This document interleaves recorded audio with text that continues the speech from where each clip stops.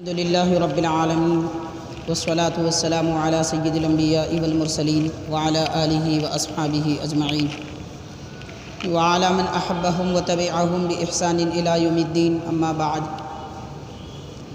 قال الله تعالى في كلامه القديم وإنك لعلى خلق عظيم صدق الله العظيم. وقال الله تعالى في شأن حبيبه إن الله وملائكته يصلون على النبي یا ایھا الذین آمنوا صلوا علیہ وسلموا تسلیما. اللہم صل علی سیدنا شفیعنا حبیبنا مولانا محمد وعلی آلہ وصحبہ افضل صلواتک وعدد معلوماتک وبارک وسلم. محترم حاضرین معزز سامعین، السلام علیکم ورحمۃ اللہ وبرکاتہ. حضور اکرم رحمۃ للعالمین صلی اللہ علیہ وسلم کی ذات بابرکت اللہ تبارک و تعالیٰ نے آپ کو ساری کائنات میں بے مثل و بے مثال بنایا. نبی پاک صلی اللہ علیہ وسلم کی ذات کو رب تبارک و تعالیٰ نے کائنات کے لیے بہترین نمونہ اور اسوہ قرار دیا. کلام مجید میں رب تعالیٰ کا ارشاد ہے لقد کان لکم فی رسول اللہ اسوۃ حسنہ، یعنی رسول پاک صلی اللہ علیہ وسلم کی ذات میں تمہارے لیے اے لوگو بہترین نمونہ ہے، بہترین اسوہ ہے. تو پیارے آقا علیہ الصلوۃ والسلام کی ولادت باسعادت کے متعلق روایتیں، احادیث وغیرہ ہم نے پچھلے جمعہ آپ کے خدمت میں پیش کی تھی. حاضرین، آج ہم نبی پاک صلی اللہ علیہ وسلم کے اخلاق کریمانہ اوصاف حمیدہ کے متعلق بیان کریں گے. اللہ تبارک و تعالیٰ نے حضور پاک صلی اللہ علیہ وسلم کو وہ تمام خوبیاں عطا فرمائی کہ جس کو ساری دنیا بھی خوبی مانتی ہے، اور اللہ تبارک و تعالیٰ کے پاس وہ سب بہترین خوبیوں کے حامل ہیں. اللہ تعالیٰ نے آپ کی مدح و توصیف میں ارشاد فرمایا کہ اے نبی صلی اللہ علیہ وسلم، بے شک آپ خلوق عظیم پر جلوہ افروز ہیں. یعنی نبی پاک صلی اللہ علیہ وسلم کے اخلاق کو بیان کرنے کے لیے رب نے یہ فرمایا کہ آپ خلوق عظیم پر جلوہ افروز ہیں. عامیانہ انداز سے یہ نہیں کہا گیا کہ اے نبی آپ اخلاق والے ہیں، یا یہ نہیں کہا گیا کہ آپ کے اندر اخلاق ہے یا آپ بہترین اخلاق کے حامل ہیں، بلکہ رب یہ فرما رہا ہے کہ اخلاق پر آپ موجود ہیں. تو یہ لفظ اعلیٰ یہاں پر جو استعمال ہوا ہے، یہ عربی زبان میں استعلاء کے لیے بولا جاتا ہے، یعنی قدرت، طاقت اور اس پر ملکیت بتانے کے لیے آتا ہے. تو اللہ نے فرمایا وَإِنَّكَ لَعَلَىٰ خُلُقٍ عَظِيمٍ، کہ آپ اخلاق عظیمہ کے مالک ہیں، خلق عظیم کے آپ بادشاہ ہیں، خلق عظیم پر آپ اپنی طاقت رکھتے ہیں. ایسے کہا گیا جیسے کہ کوئی آدمی یہ کہے کہ یہ غلہ میرا ہے، اس پر وہ بیٹھا ہوا ہے. آدمی اپنے گھر کی زمین پر ہوتا ہے، تو جو جس کا مالک ہے وہ اس پر موجود رہتا ہے. حضور پاک صلی اللہ علیہ وسلم اخلاق کے مالک ہیں، تو پیارے آقا صلی اللہ علیہ وسلم اخلاق پر جلوہ افروز ہے. گویا کہ اخلاق ایک بے بہا خزانہ ہے. اللہ تعالیٰ نے آپ کو اخلاق پر ایک تخت عطا فرمایا جس پر حضور جلوہ افروز ہیں. اخلاق کا مفہوم کیا ہے؟ حاضرین، اس کے متعلق احادیث پاک میں بہت ساری تفصیلات ملتی ہیں. سیرت لکھنے والے متعدد علماء کرام اور بزرگان دین یہ تحریر فرماتے ہیں کہ صبر کرنا یہ بھی اخلاق ہے، حلم یعنی بردباری، لوگوں کی اذیت برداشت کرنا یہ بھی اخلاق ہے، اور خاموشی اختیار کرنا یہ بھی اخلاق میں شامل ہے، لوگوں کو درگزر کرنا، معاف کرنا یہ بھی اخلاق میں شامل ہے، اور لوگوں کی غم خواری کرنا اخلاق میں شامل ہے، اور لوگوں کے عیب پر پردے ڈالنا یہ بھی اخلاق میں شامل ہے، اور کسی کی بدسلوکی کا بدلہ نہ لینا. ایسے کئی ایک اوصاف حمیدہ ہیں اور بہت سارے بہترین صفات ہیں جو اخلاق میں شامل ہوتے ہیں. حضرت ام المؤمنین سیدتنا عائشہ صدیقہ رضی اللہ تعالیٰ عنہ سے عرض کیا گیا کہ نبی پاک صلی اللہ علیہ وسلم کے اخلاق کیسے ہیں؟ تو حضرت عائشہ صدیقہ رضی اللہ تعالیٰ عنہ نے ارشاد فرمایا کان خلقہ القرآن، کہ نبی پاک صلی اللہ علیہ وسلم کے اخلاق قرآن ہیں. یعنی قرآن پڑھو، قرآن میں جو تعلیمات ملتی ہیں وہ سب نبی پاک صلی اللہ علیہ وسلم کی حیات طیبہ میں آپ کی زندگی میں موجود ہے. یا گویا آپ نے یہ کہا کہ قرآن مجید اللہ کا کلام ہے، اور اس پر عمل کی تصویر اگر دیکھنی ہے، عمل کا ایک بہترین نمونہ دیکھنا ہے، تو حضور پاک صلی اللہ علیہ وسلم کی ذات پاک ہے. تو حاضرین کرام، نبی پاک رحمۃ للعالمین صلی اللہ علیہ وسلم کے خلوق عظیم میں، آپ کے اخلاق میں ایک بہترین جو وصف ہے وہ ہے عقل کامل کا ہونا۔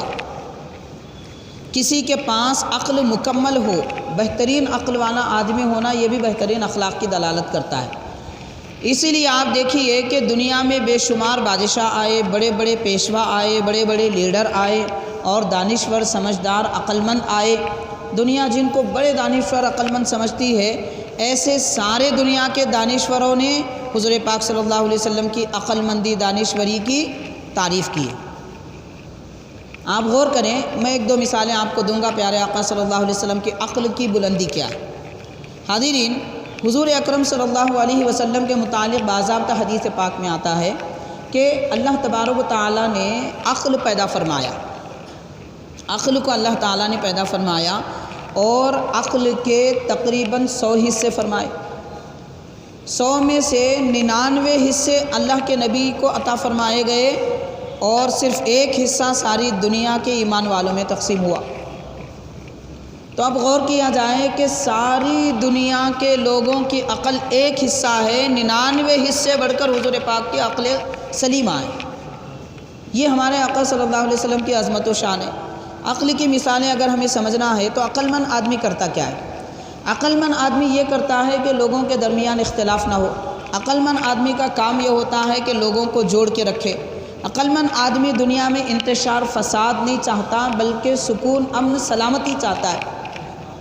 تو نبی پاک صلی اللہ علیہ وسلم کے ذات گرامی کے متعلق باضابطہ ہمیں یہ روایات میں ملتا ہے کہ جب دور جاہلیت میں نبی پاک صلی اللہ علیہ وسلم کی جب کہ عمر شریف غالباً 10 سے 12 سال تھی، تو اس عمر میں جب خانہ کعبہ کی تعمیر ہو رہی تھی، کعبہ شریف دوبارہ تعمیر کیا جا رہا تھا، حجر اسود دیوار سے نکالا گیا تھا، دوبارہ اسے رکھنے کی بات آئی، تو تعمیر میں جیسے بڑے چھوٹے سارے قبیلے کے لوگ شریک تھے، حضور پاک صلی اللہ علیہ وسلم بھی تعمیر میں شریک ہے۔ اللہ کے نبی صلی اللہ علیہ وسلم اپنے مونڈھے پر، اپنے کاندھے پر اینٹ، گارے، پتھر اٹھا کر لے جاتے تھے۔ تعمیر تو مکمل ہونے کو تھی، حجر اسود رکھنے کی جب باری آئی تو سارے قبائل میں اختلاف ہوا، اور عرب کا اختلاف بڑا مشہور ہے۔ وہ چھوٹی چھوٹی بات پر سالہ سال تک لڑتے تھے، اور لڑائی صرف زبانی نہیں ہوتی تھی، باضابطہ میدان جنگ میں اتر آتے تھے۔ یہ کیفیتیں عرب کی تھی، جنگجو قوم اور سخت ترین لڑاکو قوم۔ اب اگر پھر لڑائی کی طرف لوگ جائیں گے تو کعبے کی تعمیر وہیں رک جائے گی، تو اس سارے فساد کا اندیشہ تھا۔ تو سارے لوگوں نے مل کر کہا کہ ہم کسی بات پر اتفاق کر لیتے ہیں۔ تو چنانچہ سب نے مل کر یہ اتفاق کیا کہ کل صبح کے اولین ساعتوں میں حرم شریف میں جو آئے گا ہم اسے اپنا پیشوا مانیں گے، اور وہ جو فیصلہ کرے گا اسے مان لیں گے۔ تو یہاں سے آپ اندازہ کیجئے کہ صبح کے وقت میں جاگنا اور صبح کے وقت میں اللہ کے گھر کو آنا دور جاہلیت میں بھی سب سے بہترین شخص کی علامت تھی۔ تو اندازہ اب کیا جا سکتا ہے کہ آج مسلم قوم رات میں جاگتی ہے، دن میں سوتی ہے، جبکہ اللہ تعالیٰ نے رات آرام کے لیے بنایا، دن کام کے لیے بنایا۔ قرآن مجید میں آتا ہے وَجَعَلْنَا نَوْمَكُمْ سُبَاتًا وَجَعَلْنَا النَّهَارَ مَعَاشًا، کہ ہم نے رات کو آرام کے لیے بنایا، دن تمہاری اپنی معیشت بہتر بنانے کے لیے بنایا۔ دور جاہلیت کی الڑ قوم بھی یہ جانتی تھی کہ صبح صبح جو اللہ کے گھر میں آئے وہ سب سے بہترین آدمی ہے۔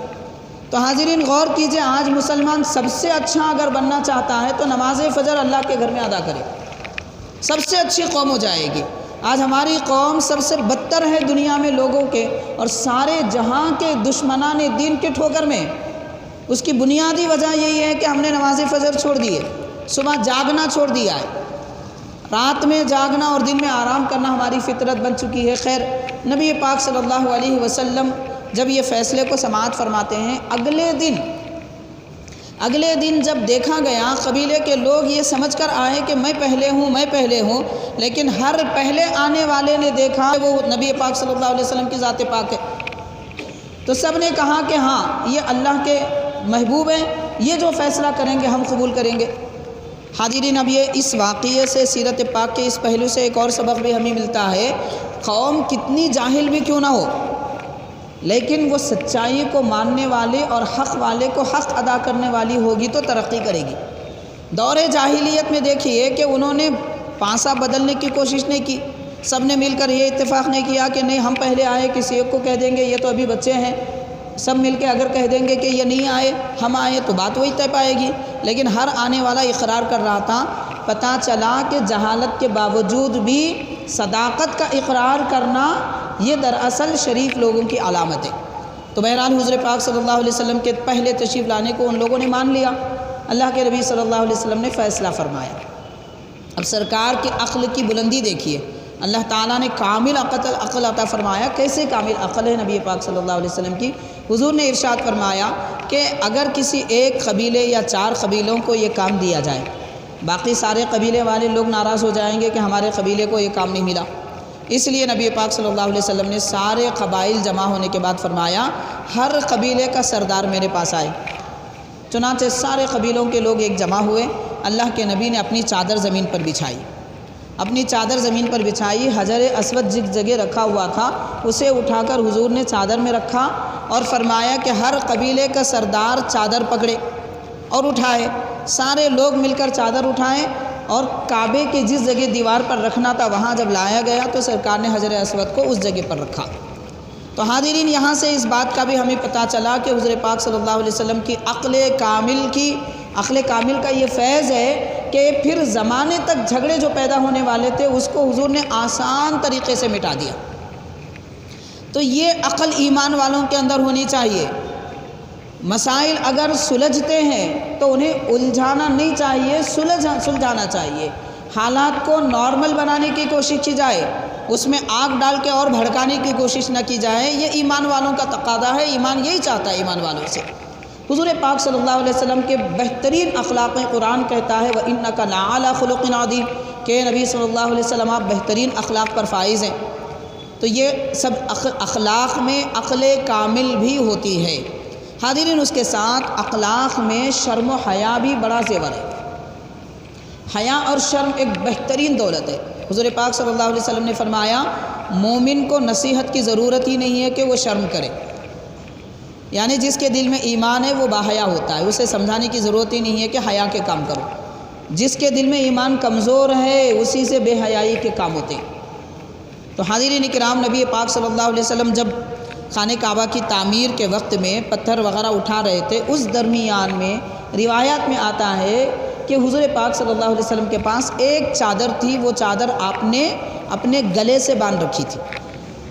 چادر لمبی تھی، سطر چھپانے کے لیے حضور نے اسے گلے سے باندھ رکھی تھی۔ اس درمیان میں اچانک چادر کھلنے کا اندیشہ ہوا، چادر کھل نہیں گئی، چادر کھلنے کا صرف اندیشہ ہوا۔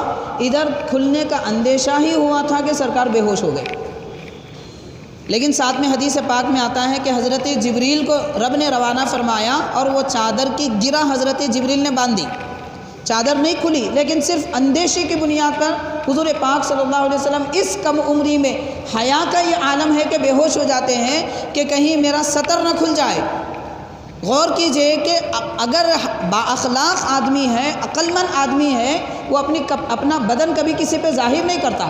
برہنہ ہونا، بدن کا لباس نکال دینا اور بدن کے حصے ظاہر کرنا یہ تو حیوانوں کا کام ہے، انسان کا کام نہیں ہے۔ تو نبی پاک صلی اللہ علیہ وسلم انسان کامل ہیں، خلق عظیم پر فائز ہیں، حیا کا پیکر ہیں، اس لیے پیارے آقا صلی اللہ علیہ وسلم اپنی چادر کی گرہ کھولنے کا اندیشہ بھی ہو جاتا ہے تو بے ہوش ہو جاتے ہیں۔ حیا ایسی ایماندار کے پاس ہونی چاہیے۔ یہ ہمارے آقا صلی اللہ علیہ وسلم کے اخلاق ہیں۔ اب آپ غور کیجئے کہ اس زمانے کے نوجوانوں کو بڑا افسوس کے ساتھ حال یہ کہنا پڑتا ہے، وہ ٹی شرٹ پہن لیتے ہیں اور جینس بھی ایسی پہن لیتے ہیں کہ یا تو پھر ٹخنوں کے نیچے جھاڑتی ہے یا پھر گھٹنوں کے اوپر ٹریک پینٹ ہوتا ہے۔ یہ کہاں کی عقل مندی ہے، کہاں کی حیا ہے؟ کیا دین ہم کو ایسا لباس پہننا سکھاتا ہے؟ نبی پاک صلی اللہ علیہ وسلم کی سیرت پاک پڑھیے، پیارے آقا صلی اللہ علیہ وسلم لمبے آستین کی قمیص پہنتے تھے اور حضور پاک صلی اللہ علیہ وسلم کا دامن گھٹنوں کے نیچے تک ہوتا تھا، گھٹنوں کے نیچے تک دامن ہوتا تھا۔ اور آج کل دیکھیے آپ لباس شرٹ یا پھر ٹی شرٹ کا حال یہ ہوتا ہے کہ وہ کمر کے اوپر ناف نظر آ جاتی ہے، اور ٹریک پینٹ کا یہ حال ہوتا ہے کہ گھٹنوں کے اوپر رکوع کریں گے تو سطر کا پچھلا حصہ نظر آتا ہے، سجدہ کریں گے تو سطر کا پچھلا حصہ نظر آتا ہے۔ یہ کیفیت کے ساتھ لوگ عبادت بھی کر رہے ہیں، لباس بھی پہن رہے ہیں، پھر اپنے آپ کو انسان بھی سمجھ رہے ہیں۔ کہاں چلی گئی مسلمان قوم کی حیا؟ حبیب پاک صلی اللہ علیہ وسلم خلوق عظیم پر فائز ہیں۔ پیارے آقا کے اخلاق یہ ہیں کہ حضور بہترین، سب سے بہترین لباس زیبتاً شریف فرماتے تھے۔ حاضرین کرام، نبی پاک صلی اللہ علیہ وسلم کے اخلاق میں صبر ہے، تحمل ہے۔ روایت میں آتا ہے کہ ایک یہودی ابن نسعہ جن کا نام ہے غالباً، وہ یہودی کہتے ہیں، وہ ایمان لائے، بعد میں یہودی تھے، تو وہ ایمان لانے کے بعد میں حضور کی خدمت میں عرض کرتے ہیں کہ حضور، میں نے آپ کے متعلق تورات، انجیل وغیرہ آسمانی کتابوں میں جتنے اوصاف کمالات پڑھے تھے سب آپ نے دیکھ لیے۔ جتنی کتابوں میں جو کچھ اللہ نے آپ کے بارے میں بتایا تھا، میں نے سب نشانیاں، سب علامتیں آپ میں دیکھ لیے، 2 نشانیاں دیکھنا باقی تھا۔ انجیل میں یہ آیا تھا، تورات میں یہ آیا تھا کہ جو خاتم النبیین ہوتے ہیں، نبی آخر الزماں صلی اللہ علیہ وسلم ہیں، ان کا وصف، ان کا کمال یہ ہے کہ ان کی بردباری اس شان کی ہوتی ہے، مطلب لوگوں کی تکلیف برداشت کرنا، حلم جسے کہتے ہیں۔ تو حلم کی شان یہ ہوتی ہے کہ لوگ جتنی جہالت پہ اتر آئیں گے وہ اتنے نرم ہوتے جائیں گے، لوگ جتنی سختی کریں گے وہ اتنی نرمی کا مظاہرہ فرمائیں گے۔ یہ کمالات، یہ چیزیں میں نے آپ کی دیکھی تھی، اور یہ بھی بیان کیا گیا تھا کہ آپ کا حلم یعنی بردباری غالب آ جاتی ہے تمام اوصاف پر۔ تو یہ 2 چیزیں مجھے دیکھنے کے لیے باقی تھا، اس لیے وہ شخص کہتے ہیں کہ میں ایک مرتبہ آپ کے پیچھے سے آیا، حضور پاک صلی اللہ علیہ وسلم کے پیچھے سے آئے اور آپ کے گلے میں ایک اپنی چادر ڈال کر پیچھے سے کھینچنے لگے۔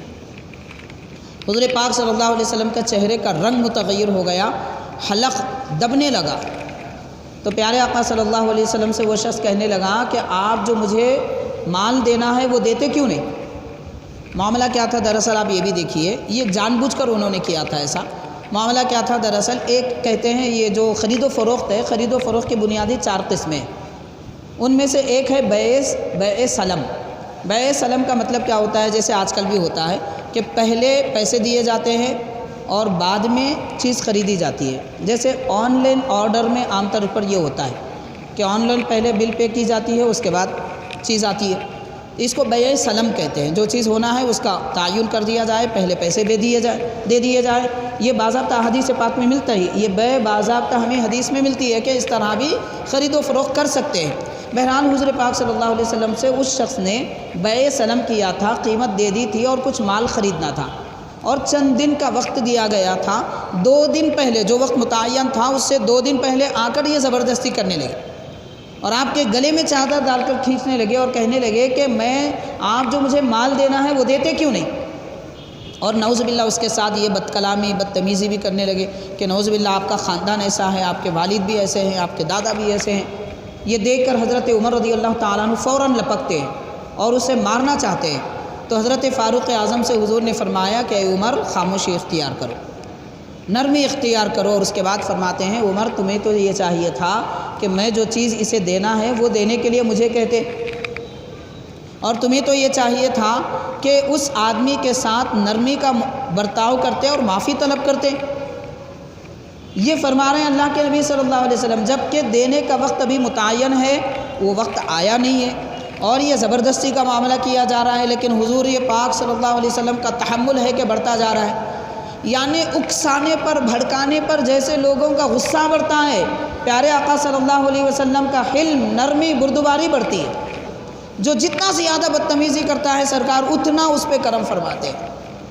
حاضرین کرام، نبی پاک صلی اللہ علیہ وسلم نے حضرت عمر سے فرمایا جاؤ اس شخص کو جو قرضہ دینا ہے وہ واپس لوٹا دو، اور اس کے بعد تم نے جو سختی سے بات کی اس کے بدلے میں 10 دینار اور اضافہ دے دو۔ جو سختی سے بات کی اس کے بدلے میں 10 دینار اور اضافہ دے دو اور معافی طلب کرو۔ تو وہ جو صحابی، جو یہودی تھے، وہ فوراً حضور کے قدموں میں گر جاتے ہیں، عرض کرتے ہیں کہ حضور بس میں آپ کو آزما رہا تھا، اور کلمہ طیبہ پڑھتے ہیں، مشرف و اسلام ہو جاتے ہیں۔ تو حاضرین، پیارے آقا صلی اللہ علیہ وسلم کے اخلاق کریمانہ، صبر و تحمل کی وجہ سے بھی لوگ ایمان لائے ہیں۔ ایمان والے مومن اگر اس دور میں یہ چاہتے ہیں کہ اسلام دنیا بھر میں پھیلے تو صبر و تحمل اختیار کرنا چاہیے، اور وعدہ وفائی ہو، وعدہ خلافی نہ ہو۔ نبی پاک صلی اللہ علیہ وسلم کے اخلاق کریمانہ کی شان دیکھیے۔ حضور پاک صلی اللہ علیہ وسلم کے متعلق باضابطہ روایات میں آتا ہے، آج اس کام کو ہماری قوم اور مسلم قوم خاص طور پر ایک عیب سمجھتی ہے نبی پاک صلی اللہ علیہ وسلم اپنے کام خود اپنے دست مبارک سے کیا کرتے تھے۔ سرکار دو عالم صلی اللہ علیہ وسلم کے متعلق حضور کے خادم اور غلام، نبی پاک صلی اللہ علیہ وسلم کے 10 خادم تھے، ایک نہیں۔ آج گھر میں 2 نوکر رہتے ہیں، 2 گھر میں ہمارے پاس کام کرنے والے اگر ملازم رہتے ہیں تو ہم تو بس اپنے آپ کو شہنشاہ سمجھنے لگتے ہیں۔ سرکار دو عالم صلی اللہ علیہ وسلم کے 10 خادم تھے، اور کیسے خادم؟ وہ خادموں نے خود اپنے آپ کو حضور کی خدمت کے لیے وقف کیا تھا، اپنی زندگی وقف کر دی تھی کہ میں زندگی بھر حضور کے ساتھ رہوں گا، خدمت کرتا رہوں گا۔ ان میں حضرت انس رضی اللہ تعالیٰ عنہ بھی ہے۔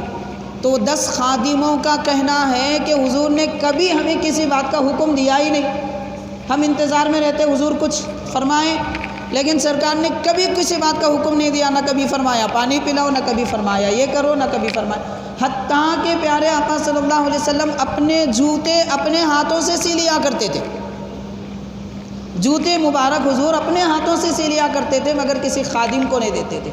ایک مرتبہ ایسا بھی واقعہ پیش آیا، اب یہ مت سمجھیے حضور اپنے جوتے اپنے ہاتھوں سے سیتے تھے، ہمارے آقا کی شان بڑی نرالی ہے، اس کا کوئی اندازہ نہیں کر سکتا۔ حضور کا تواضع ہے، انکساری کی شان ہے کہ حضور اپنا کام خود سے کرتے ہیں، لیکن سرکار کی عظمت ایسی ہے کہ اللہ نے آپ کو جو عظمت عطا فرمائی، حضور اپنے جوتے سیتے ہیں تو بھی عظمت ظاہر ہوتی ہے۔ کیسے؟ حضرت عائشہ صدیقہ رضی اللہ تعالیٰ عنہ فرماتے ہیں، معجم کبیر طبرانی کی حدیث ہے کہ پیارے نبی صلی اللہ علیہ وسلم اپنے جوتے مبارک سی رہے تھے، اس درمیان میں نے دیکھا کہ حضور کے پیشانی سے چہرے انور سے پسینہ نکل رہا ہے، اور اس پسینے میں نور پیدا ہو کر چھلک رہا ہے۔ غور کیجئے، حضرت عائشہ فرما رہے ہیں صرف پسینہ نہیں نکل رہا ہے، وَأَنَّ عَرَقَهُ يَتَوَلَّدُ نُورًا، کہ پیارے آقا صلی اللہ علیہ وسلم کے پسینے میں نور پیدا ہو کر نکل رہا ہے، چھلک رہا ہے۔ تو حضرت عائشہ نے فرمایا، حضور دور جاہلیت میں ایک شاعر نے ایک بادشاہ کے بارے میں کہا تھا کہ اس کو پسینہ بھی آئے تو نور نکلتا ہے، اگر وہ شاعر ابو کبیر حزیری اس دور میں ہوتا تو حضور وہ تو سچی تعریف کرتا، اس وقت جھوٹی تعریف کیا تھا، کیونکہ جو ہو رہا ہے وہ دیکھ کر حضرت عائشہ رضی اللہ عنہ نے فرمایا، تو نبی پاک صلی اللہ علیہ وسلم نے فرمایا، اے عائشہ تمہاری اس بات سے مجھے جتنی خوشی ہوئی کسی اور بات سے اتنی خوشی نہیں ہوئی۔ یہاں سے پتہ یہ چلا کہ سرکار کی تعریف کرنے سے، حضور کی نورانیت کی تعریف کرنے سے اللہ کے نبی خوش ہوتے ہیں۔ تو بہرحال حاضرین کرام، حضور پاک صلی اللہ علیہ وسلم جوتے بھی اپنے سیتے ہیں، رب تعالی حضور کی شان اس طریقے سے ظاہر فرماتا ہے کہ پسینے سے بھی نور نکلنے لگتا ہے۔ معجم کبیر طبرانی کی حدیث شریف ہے۔ بہرحال ہمارے آقا صلی اللہ علیہ وسلم کی یہ شان و عظمت ہے، اور یہ بھی بیان کیا جاتا ہے کہ نبی پاک صلی اللہ علیہ وسلم کے اوصاف جمیلہ میں، اخلاق کریمانہ میں، جامع ترمذی اور شمائل ترمذی کی حدیث پاک ہے، حضور پاک صلی اللہ علیہ وسلم کے بارے میں آتا ہے، کان فی محنت اہلہ، کہ نبی پاک صلی اللہ علیہ وسلم اپنے گھر کا کام کیا کرتے تھے۔ گھر کا کام مطلب گھر والوں کا کام، جیسے امہات المؤمنین اگر روٹی بنانا ہوتا تو حضور اپنے ہاتھوں سے آٹا گوندتے تھے۔ نبی پاک صلی اللہ علیہ وسلم اپنے دستے پاک سے گھر کا کام کیا کرتے تھے، اور آج ماں بہن یا بیویوں کا گھر میں ساتھ دینے کو لوگ عیب سمجھتے ہیں۔ یہ تو سرور عالم صلی اللہ علیہ وسلم کی سنت ہے تاکہ بوجھ کم ہو جائے لوگوں کا۔ تو بہرحال حاضرین کرام، نبی پاک صلی اللہ علیہ وسلم کے اخلاق کی سربلندی کا کوئی اندازہ نہیں کر سکتا۔ اللہ تعالیٰ نے ایسے باکمال شخصیت بنائی، اللہ کے حبیب صلی اللہ علیہ وسلم بہترین نمونہ ہے ساری کائنات کے لیے۔ رب تعالیٰ نے فرمایا، لقد کان لکم فی رسول اللہ اسوۃ حسنہ، کہ اللہ کے رسول صلی اللہ علیہ وسلم میں تمہارے لیے بہترین نمونہ ہے۔ ہم اپنی زندگی اچھی بہتر اگر بنانا چاہتے ہیں، کسی اور کو آئیڈیل بنانے کی ہمیں ضرورت ہی نہیں ہے، کیونکہ دنیا میں جتنے انسان ہیں سب ناقص ہیں، ہر ایک انسان میں عیب ہے۔ اللہ تعالیٰ نے بے عیب انبیاء کرام کو بنایا اور سردار انبیاء حضور پاک صلی اللہ علیہ وسلم کو بنایا۔ اگر ہم کسی کا کیریکٹر لینا چاہتے ہیں تو ایسا کیریکٹر لیجئے جس میں دھبا نہ ہو، اور وہ سیرت صرف حضور پاک صلی اللہ علیہ وسلم کی۔ باقی سارے لوگوں کی زندگی میں آپ کو دھبے ملیں گے، داغ ملیں گے، عیب ملیں گے، کمی ملے گی، نقص ملے گا۔ اللہ تعالیٰ نے پیارے نبی کے چہرے کو بھی بے داغ بنایا، نورانی بنایا ہے۔ پھر حضور کا قلب مبارک کیسا باکمال، روح پاک کیسی بلند، کیا بیان کیا جا سکے۔ بہرحال حاضرین کرام، رب کا شکر منانا چاہیے ہمیں کہ اللہ نے ایسے بے مثال نبی کا امتی بنایا، اور حضور کی سیرت ہمارے پاس محفوظ ہے، ڈھونڈنے تلاش کرنے کی ضرورت نہیں ہے، 40-50 کتابیں ہمیں ڈھونڈنے کی ضرورت نہیں ہے، ایک سیرت پاک کی کتاب میں پوری زندگی مل جائے گی، ایک ہفتہ پڑھیے بس، پھر زندگی سنوار لیجیے، ہمارے لیے آسان ہے، تلاش کرنے کی بھی ضرورت نہیں ہے۔ ایسا نہیں ہے کہ کوئی بڑے پہاڑ کے نیچے کوئی چیز دفن ہے، خزانہ، اسے پھوڑا جائے، نکالا جائے، پیسے خرچ کیے جائیں، کوئی مسئلہ نہیں ہے۔ سب سے آسان کام ہے پیارے نبی کی سیرت دیکھیے، زندگی گزاریے۔ دنیا میں کسی آدمی کو دیکھ کر اپنی زندگی بنانے کی حاجت نہیں ہے، اللہ تعالیٰ نے پیارے نبی کی سیرت ایسی محفوظ فرما دی۔ تو بہرحال حاضرین، ماہ ربیع المنور حبیب پاک صلی اللہ علیہ وسلم کا ولادت کا مہینہ ہے، اللہ تعالیٰ نے ایسے بے مثال نبی کو ہمیں عطا فرمایا، رب کا شکر ادا کیجئے، سرکار کی سیرت پاک پر عمل کیجئے، اللہ تعالیٰ حضور کی سیرت کا فیضان ہم سب کو عطا فرمائے۔